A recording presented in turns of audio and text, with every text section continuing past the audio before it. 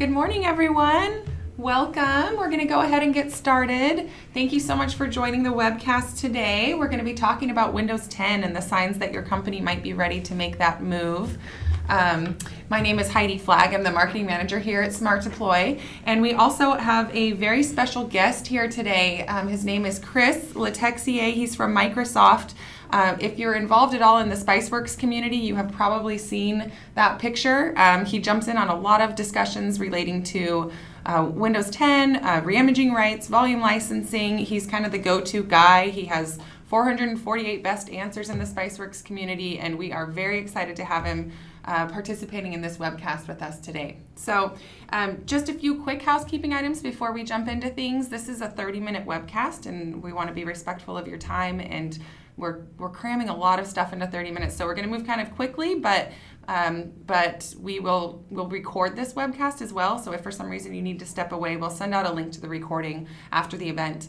Some of you might also be here with the hopes that you're going to win some free SmartDeploy licenses in a live raffle. We'll be doing that later in the webcast when 2 winners will each win 25 SmartDeploy licenses with a year of support, which will hopefully be something that you can roll out in your company and find some benefit from. So we will do that later. And one other really big thing I want to mention is that we hope for this to be an interactive session. So share your questions. There's a Q&A box within the GoToWebinar.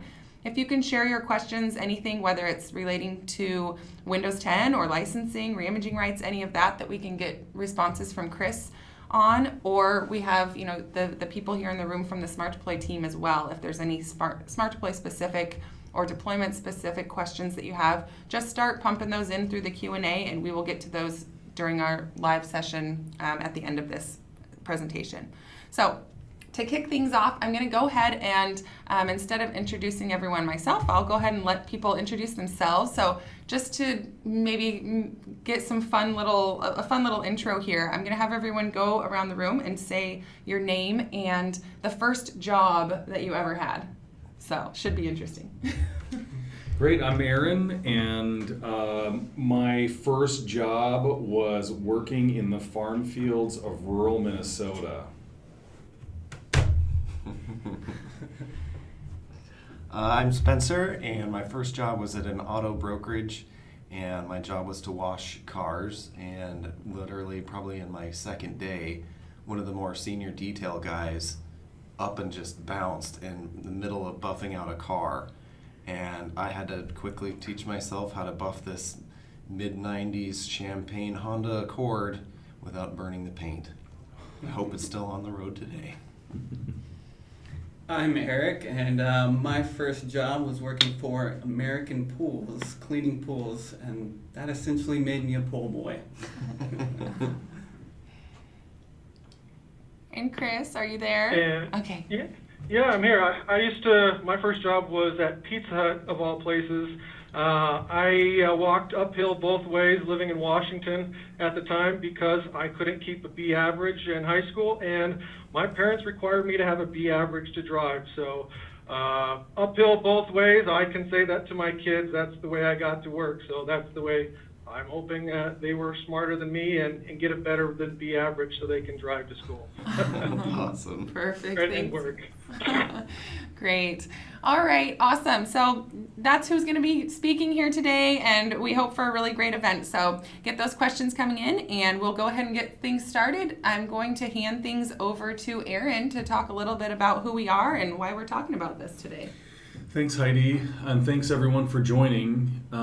We've been doing this for quite a while now, and we're really encouraged with all of the positive response we have from so many customers now.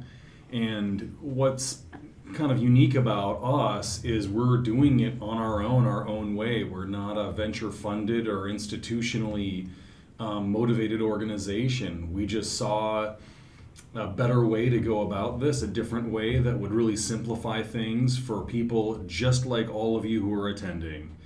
And that is exactly who we made this for, was for IT professionals who have to do this extremely complicated job. And we thought if we could make it simpler, that we could end up with a very popular and successful product. And it would appear that our expectations are correct.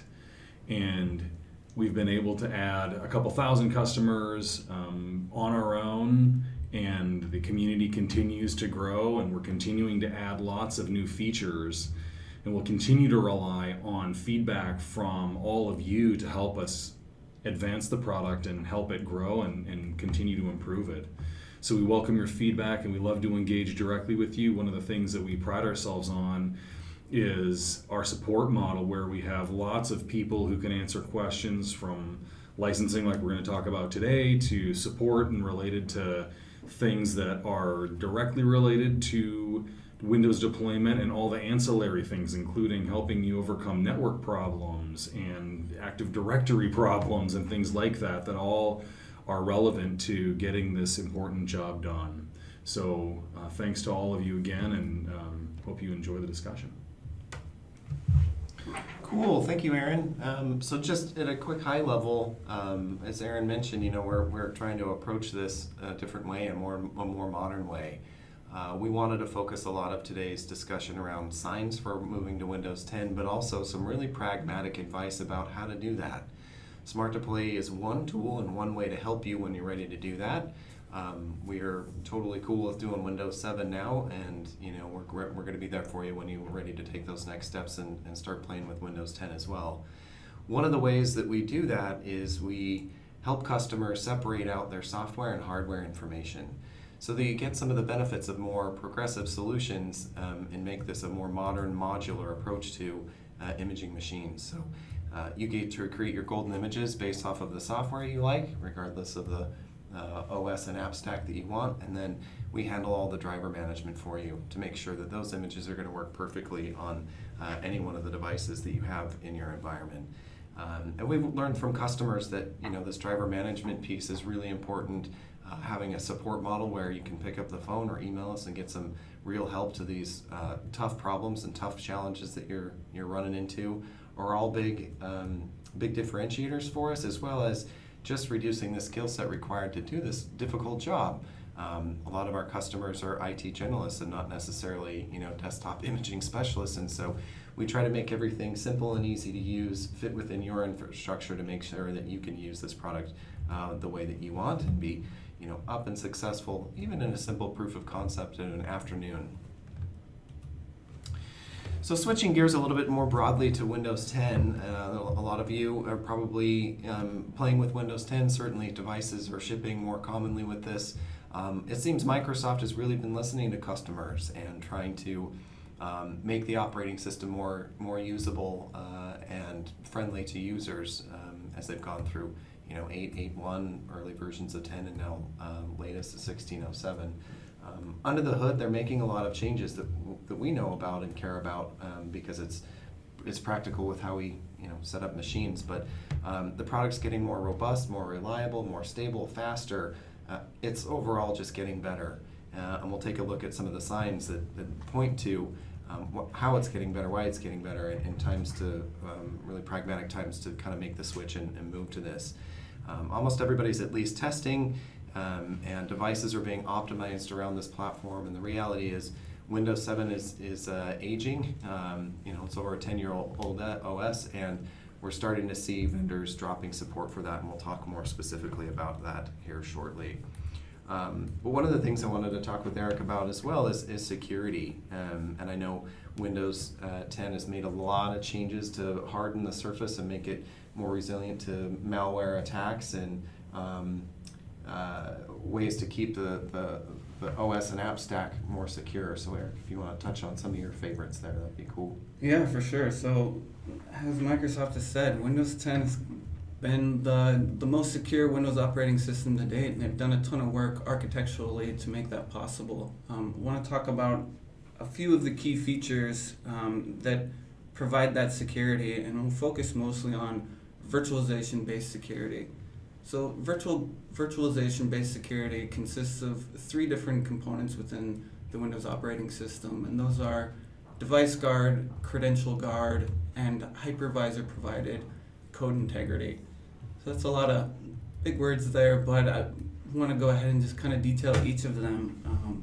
Device guard was put in place to kind of minimize the threat vector that malware, browser hijacks or something like that could have on your devices. And that's done by giving IT administrators greater control over the applications that will actually run in their environment.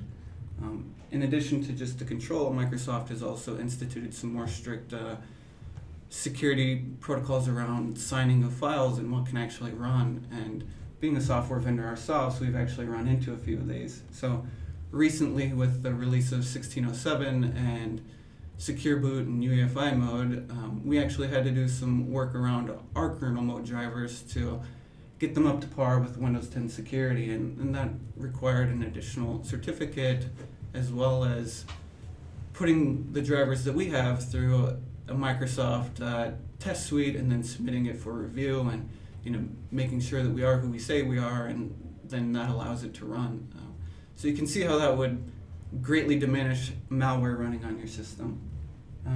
Credential Guard and the hypervisor-based code integrity kind of take place after the malware is infected on your machine, or kind of limits the damage that it can do once it's in place. And that's done by a few different things, but basically by virtualizing core pieces of the operating system, the kernel and the credential store, so that if malware is infected on your device, it's not going to run at the same level as the kernel. Even if it's running in kernel mode, it actually has to go through a secure mode where it's going to be validated, and because it's not signed correctly, it's not going to come back and actually be executable. A few additional things are Secure Boot. Secure Boot has been around for a while, but they've upped the level with Windows 10 and obviously added it into this virtualization-based security. And then there's always the password protection side of things, and Windows Hello and Passport help to strengthen that by giving users additional biometric options, so that you're not writing down passwords or losing them and going to IT help desk for resets. Cool. That's awesome, Eric. I mean, yeah, definitely. This isn't just kind of marketing talk and jargon. These are real, practical, everyday, technical implementations, limitations about how software can feasibly and technically run. So, it's just as IT professionals evaluating what's best for the business, it's a really smart move to get these more secure operating environments to protect from hacks. Another sign, if you're ready for Windows 10, is if your hardware is aging and you're thinking about buying new gear. It's really hard to get a legacy operating system to run on some of these newer makes and models of machines. An example of that is the new set of Intel chipsets, the Katy Lake stuff. Intel didn't write Windows 7 drivers for that. Another example is a lot of these new laptops, etc., are shipping with NVMe drives that are even cooler and faster than the SSDs that came before it, and we're having problems re-imaging those machines because you don't have driver support to talk to that hard drive. So another non-starter, dead in the water. Our hands are just getting forced to kind of move to this new version of Windows as we buy new hardware. So keep that in mind. Also pay attention to the SKU of Windows that's shipping with these, and Chris is going to talk more about that. But what this means for you is greater productivity, faster, funner to use devices that are more capable and more secure. The last thing to touch on is kind of this proactive versus reactive approach. If you're not already doing this, you ought to start planning now, otherwise you're going to run into some forcing function and be kind of stuck in the water. So if you have applications that you rely on for your business that you're concerned may or may not work on Windows 10, get that dialogue going now. Start a discussion in SpiceWorks. Work with the vendor on that to see what the time frames are for that. I find that user acceptance and user training is another big one. Grab one of those devices that you like, put it into a couple of different departments, do some brown bag sessions, help educate your users as to what's coming, hear what their objections might be, and get on the same page and help overcome users with some of those objections if you're moving and you might be resilient to that. Eventually, I think this is happening. You can see Microsoft is doubling down in this effort. They're coming up with new ways of packaging and pricing with Windows 10. They're giving you updates and major version product release builds in place that you may not even know are happening, right? And that the subscription pricing is another nod to that, where You just pay for the subscription, you keep getting Windows 10, and they don't tell you it's called something else. So three kind of main signs that we wanted to quickly touch on today as part of this webcast, and I know we want to kind of transition things back to Chris and hear more about the licensing. Yeah, thank you, Spencer and Eric. Those are really helpful points to consider for everyone here, I'm sure. We're going to go ahead and hand things over to Chris. Chris is going to maybe expand on a little bit of what we just talked about, but also jump into some of the information regarding reimaging rights and what's different with Windows 10. So we'll hand things over to Chris for a few minutes. Thanks, Heidi. Thanks, everybody. No, that was, I couldn't have done a better job of talking about some of the Windows 10 security and feature benefits that have been talked about. I mean, it is, again, security threats are on everybody's mind. It's the top of mind. I mean, it's in everything we talk about and everything we see in the news. So it's, it's with that we're here, we're thinking about Windows 10, whether we've either dipped our toes into it or, we've heard, feedback from it. We can all learn from what is going on and work with that in the environment. So, a lot of us, kind of to echo a lot of what SmartDeploy has been saying, a lot of us work outside the office. I'm doing stuff outside the office. Employees are working on business outside the office, but the technology that they've used and you've used to manage these devices and provide them, with these business agilities that we need as employees and as information workers to be able to do business, they're out of date. They're no longer, the latest and greatest. It's a decade-old, technology. So that we've actually found, with Microsoft, we found that slowing down, our business agility, which is really the opposite of what we want to do. So when I talk to customers, and again, to echo what SmartDeploy said, it's about, being able to achieve more and transform your business with the most secure version of Windows ever. There is over 430 million active devices with Windows 10. So I've really only got 4 minutes to talk to you. So if you're unsure about starting with Windows 10 or getting going with it, here are my few tips. Again, start planning. There are many ways to get going to Windows 10, including those in-place upgrades, those traditional wipe and reload options. If you haven't started planning, or even testing your apps, there's free tools out there from Microsoft to be able to help you with this. The Windows 10 Deployment and Management Lab Kit provides a free 90-day trial of Windows 10 Enterprise. If you don't already own license rights to Windows 10, you can purchase Windows 10 Pro and Enterprise through volume licensing. When you do get that, you have the ability to create what we've talked about with SmartDeploy is a golden image, which is essentially allowing you to create a standard image for deploying Windows. This makes your job as an IT pro, as a business person, deploying Windows a lot easier because you have a standard image to deploy across all of your PCs, whether they're a Dell, a Lenovo, a Surface, whatever. You've got a golden image to be able to do that. The requirement behind that is using volume license media.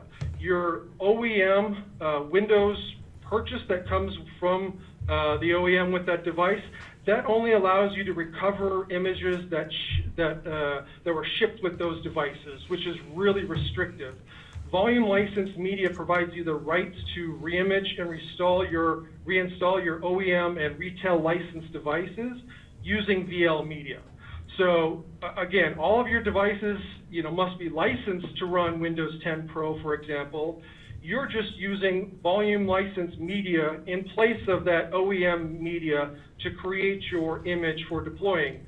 Whether you're using SmartDeploy or you're using another product or you're using Microsoft's deployment toolkit, you need volume license media to do that.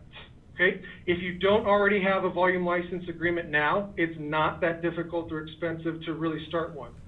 You must purchase at least one Windows 10 Pro upgrade license under your open licensing or open value subscription license to get this re-imaging rights, is what we call it, to be able to create that golden image. If you don't already have an open value or an open value subscription agreement, you'll need to start one. Microsoft, your Microsoft partner, or SmartDeploy can help you get that. But the key thing there for you to take away is that, one, you need all of your devices licensed already for the version of Windows that you're going to install in it, and two, that purchase of the Windows 10 Pro upgrade license, you only need to purchase one of those. The other 4 licenses under that open value or open value subscription agreement can be any other license under that agreement. So once you have that volume license agreement with a Windows 10 Pro upgrade license under it, and all of your devices are licensed with Windows 10 Pro, you can use SmartDeploy's solution or any solution out there to create your image for deploying Windows. If you have questions on this, I can stick around to the end of the during the Q&A portion. I can stick around afterwards. I've written how-tos on this. It's more supplemental to Microsoft's. They've got an official re-imaging rights brief on this topic. So if you've got questions, we've got answers. And it doesn't have to be that challenging, cumbersome, or difficult for you. So I'm going to kick it back over to SmartDeploy to take it away from here. Thank you so much, Chris. That was extremely helpful. Hopefully everyone found that useful, and we can help kind of, demystify this topic a little bit. So yes, feel free. There's a lot of questions coming in. We will get to those at the end here when we start jumping into the Q&A portion. So keep sending those in. I'm going to go ahead and hand things back to Spencer real quick. We want to just touch a little bit on SmartDeploy and some of the things that we have built into our product that would make a Windows migration project go a little bit more smoothly for your organization. So we're just going to touch on that and maybe jump into a quick demo, and then we'll do these raffle winners in the Q&A. Perfect. So most of the information about SmartDeploy is right on our website, but we love to talk to you guys about these. So give us a call, 888-7-DEPLOY, or email sales@smartdeploy.com, and let's have these discussions and make sure you're getting the relevant information for your environment, your organization. Some of the new things that have been helpful for these migration projects that we work with customers on every day is the ability to do one-click user migration. So customers moving from 7 to 10 can pull over their users' documents, settings, and data all pretty much with one click as part of a standard reimage and migration. If you're reusing your existing hardware and want to bring over your user stuff, well, don't worry, their desktop is going to look the same. The data is still going to be there. Outlook's going to have all their email messages, and it's a real kind of confidence booster with your audiences, knowing that the disruption and productivity downtime is very, very small. We have a lot of our guys, even internally, will leave their laptop at their desk, go to lunch, come back, and it's all transformed. 7 to 10 with all their data over, not a problem. SmartDeploy can do all that for you and with you.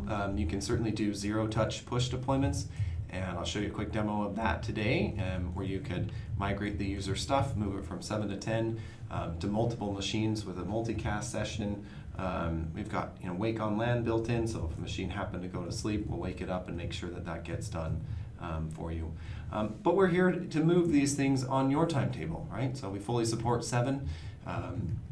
You can continue and re-image machines with that, and then when you're ready for 10, certainly you can experiment with both and kind of go to production that way. So sometimes it's easier to take a look at the actual products. Let me switch gears here and show you. This is the SmartDeploy Enterprise console. You install this on a basic IT workstation. We drive you right to this activity section, and this will help you build out everything you need for your deployments. So this helps you make your images, manage and download all your drivers, etc. We love virtualization as well. A lot of you guys are familiar with virtualization. We use that as a reference computer and a jumping off point to build out your images. So you build out a VM, make an image of it. We use Microsoft's same imaging file format. It's file-based. It's called the Windows Imaging File Format, or a WIM file. Very flexible. You can mount them. You can service them offline. It really helps with this hardware independence game that we play. Since we're only capturing the unique files, we can deploy them back out to whatever system you want. These platform packs are a big customer hit. So you could come in and say, pick the make, model, and operating system that you want to deploy to. And the salient point is any one of these, any custom image that you make is going to work perfectly on any one of these machines that you've got this platform pack for. So download a single file, you'll have full support for those systems. Keep track of those platform packs as well. If we have updates for you on those, we'll prompt you for those updates, etc. You can make a quick answer file to help automate your deployments and all that good stuff. If you install the optional client as part of your rollout, then those can report back to this console. So if you had a branch office, for instance, you could come in and select a couple of those machines. It's this easy. Right-click, deploy now, or schedule for some time in the future. We'll go ahead and say now, and notice that you can pick whatever image you want. Got Windows 10 here today. Again, if you're doing 20 or more, you could multicast that out to make sure all those get deployed. Go ahead and go, and that's all the more difficult it is for you to image those systems. On the flip side, you can see here's those couple of target systems that I kicked the deployment off to. Basically, we send the boot information down to the target device, restart the machine. As you can see here, it happens pretty fast. When it reboots, it's going to reboot into our pre-installation environment and re-image the machine. So that's a very quick demo of a zero-touch push deployment to multiple computers on your existing network. One other thing to mention is, as we kind of switch back to the rest of the discussion, is we have just released some new cloud deployment features which are in beta. So we're tying in with Google Drive, OneDrive for Business to do these deployments. So if you want to do cloud-based deployments, you've got remote or branch offices that you support, and you want to leverage one of these cheap or free, low-cost cloud storage providers. They can be your content distribution network, and publish out to those locations. So if you guys are interested in testing out the cloud beta features, let us know. We can enable that for you, and you can do cloud deployments as well. Great, thank you, Spencer. Well, we are just have a few minutes left here, so we're going to, here's a link to the SmartDeploy free trial. If you like what you see or are looking for a tool that's going to help make your migration project run smoothly, go ahead and check it out. Most people can get up and running from download to start deploying machines within a few hours. So if you have some time to try that out, there's the link to go do your free trial. The other thing we're going to do is announce these raffle winners. So let's see here, 25 SmartDeploy licenses with 1 year of basic support. Our first winner is Jose Prats. So congratulations, Jose. And our second winner is Wayne Shee. So thank you guys for being here. We'll contact you after the event and get you your license keys. So congratulations. We're going to jump right in and use the rest of this time for Q&A with the team here and with Chris. If you need to jump off the call and go to another meeting, we understand. Again, we'll be recording this, and watch for an email from us tomorrow with a link to that recording and some links to additional helpful resources. We'll link you to Chris's profile on Spiceworks as well as his Windows 10 licensing how-to, which is a very popular how-to over in the Spiceworks community. So we'll get that over to you guys. Jumping in here, Chris, maybe this one is for you. It's been said that Windows 10 is the last OS by Windows. After purchasing the licensing needed for a company, is there any need for software assurance? Windows 10 will be the last version, if you would, that Microsoft releases. But there will be updates and upgrades to Windows 10 as we release. So we started with 15.07, the version number. We're at 16.07 right now. A lot of new features and upgrades have been delivered to Windows 10 from that first version to that next version. If you are on the Windows 10 Enterprise Edition and want to continue receiving those versions, you'd probably be on the current branch for business, and you would need to continue software assurance to have those features down the line. So while the Pro versions and Home versions will continue to get those free upgrades, if you're on the Enterprise version, you're most likely going to want software assurance and to continue receiving those version upgrades that Microsoft releases? Great question. Great. Thank you, Chris. Another one for you. We have this one says we buy laptops from HP, Lenovo, and Dell. We cannot buy a device without a license, so we have to buy 2 Windows licenses: the one that comes with the computer, and then buy a volume license for the device. He's wondering if that's what they need to do. Great question. So correct, you need to purchase your new devices, any new device with a Windows 10 Pro OEM license on it. The only requirement to then create your golden image for deploying is only one Windows 10 Pro upgrade license through volume licensing. That's just to get you access to the media and key that are available behind the Microsoft Download Center, which is also the Volume License Server Center website. If you don't, again, have an agreement right now and you need to start up an open value license or volume license agreement, you're needed to purchase 5 licenses under that volume license agreement. Only one needs to be a Windows 10 Pro upgrade license. The other 4 can be Office, your CALs, or any other license under that volume licensing program to get you to 5. So no, you're not purchasing double licensing. You're just purchasing the one Windows 10 Pro upgrade license to reimage all of your devices that are already licensed with Windows 10 Pro. Great question. Yes, thank you, Chris. Another question here. We have a ton of questions, so keep sending them in. And if we don't get to these, we will follow up with you. Feel free to reach back out if you have additional questions. A question from Christopher: how do I deploy both UEFI and MBR at the same time and include MSU files and also drivers? Eric, maybe that's one for you. Yeah, so that's a lot of questions in one, but I think we can address it pretty thoroughly when talking about SmartDeploy and deployments with platform packs. So the platform packs contain all of the drivers, and you can use multiple different platform packs in a single deployment. And basically what happens is the hardware is detected and the correct platform pack is utilized for the operating system and device that you're deploying to. The same kind of goes for UEFI versus MBR, and that's UEFI boot versus legacy boot, or the many different terms that can be used there. But essentially what happens is we'll detect the boot method that was used and partition that disk correctly. So if it's UEFI, it'll be a GPT disk, and we'll put down the correct partition structure and make sure that everything boots up correctly for you. And the same goes for MBR or BIOS-based boot. Create an MBR disk with the normal system reserved and operating system partition. And that can be done all at the same time. So if you're deploying to 50 machines and there are 50 different types of hardware and half for UEFI and half for MBR, it all just kind of be figured out for you.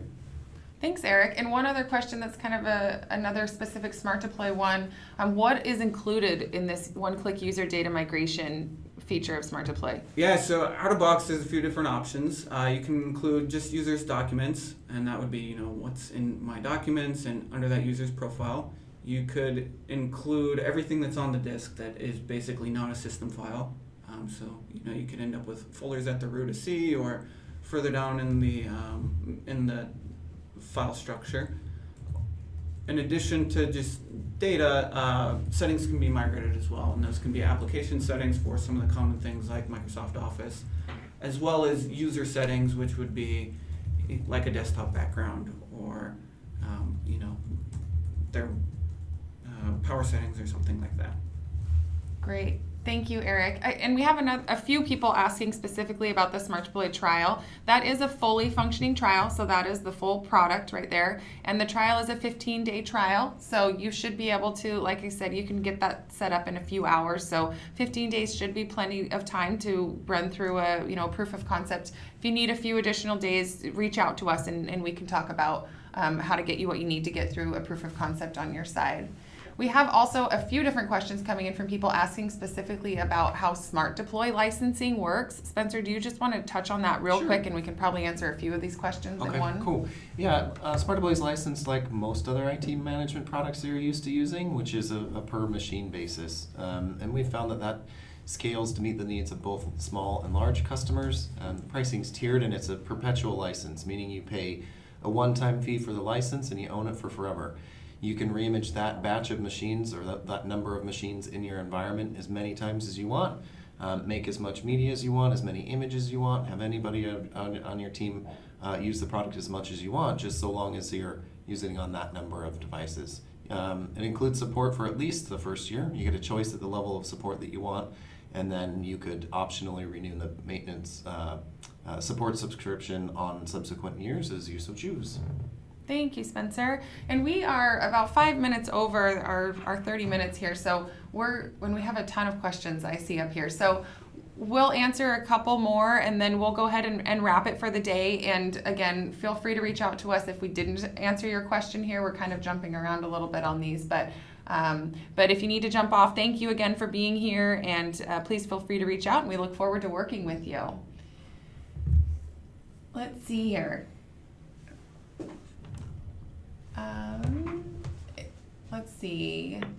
Quickly, on the user data migration, somebody wanted to know if that works for Windows 10 to Windows 10. Yeah, so that works for everything from Windows 7 to Windows 7 to Windows 7 to Windows 10 or Windows 10 to Windows 10. So any combination of the operating systems, upgrade, downgrade, or same.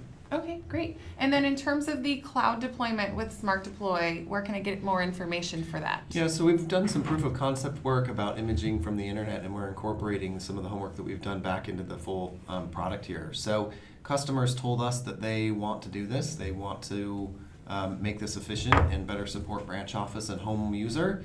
So we're getting involved. Today, currently, we're using OneDrive for Business is coming, Google Drive, and Dropbox as storage containers, and target machines can pull down from those locations. Some of you might be concerned about performance, knowing that WIMs can be from 5 to 20 gigabytes. The good news is we're seeing good performance. A 30-minute re-imaging from a clean version of Windows 10 and from start to finish. So if you're interested in testing that out, it's in a private beta, so just email sales@smartdeploy.com. Again, sales@smartdeploy.com, and we'll get you fixed up if you're interested in participating. Great. Thank you, Spencer. Okay, we're going to go ahead and call this for the day. Again, thank you so much for being here. Watch for a follow-up from us tomorrow, and have a great Valentine's Day, if that's something that you celebrate. All right. Have a great day, everyone. Thank you.